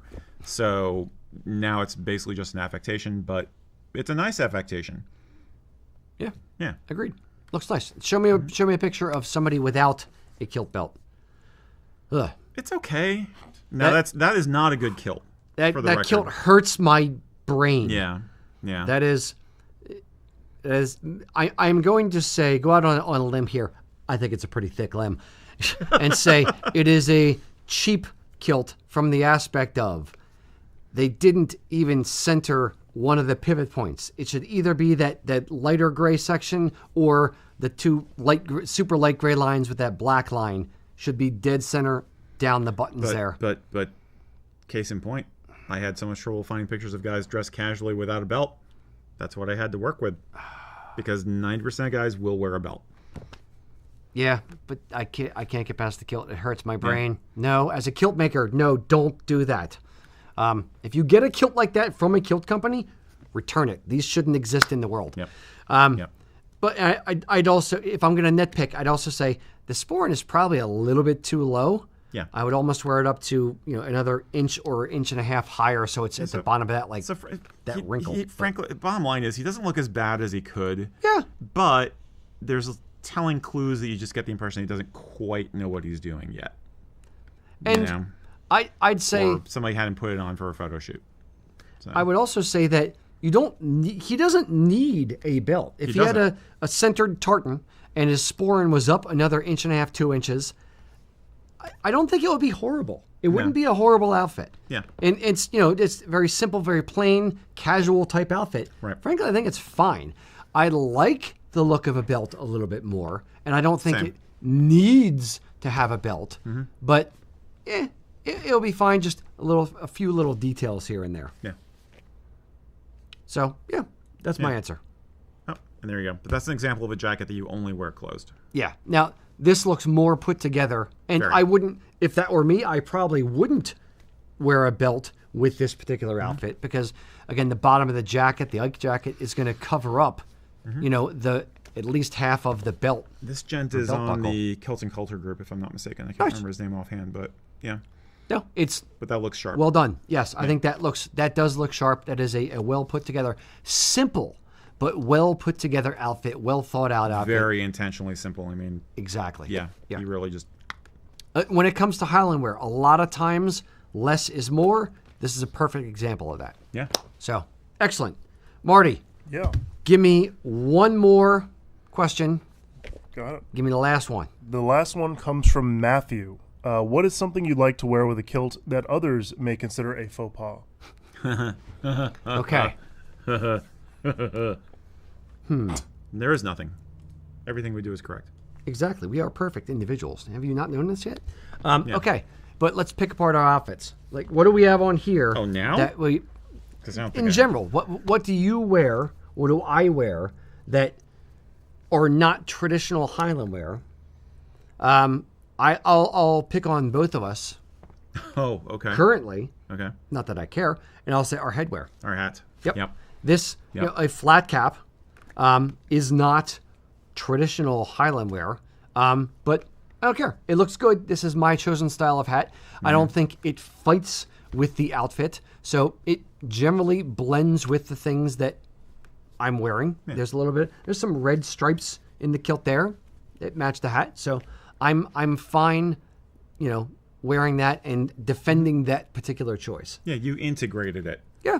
Now, I will that a more of a newsboy style or a more traditional flat cap, I can show you people who are out hunting in Highland wear and they have those hats. So it is maybe not formal, maybe not official, but for casual out in the hills, hill walking, it is a part of Highland wear.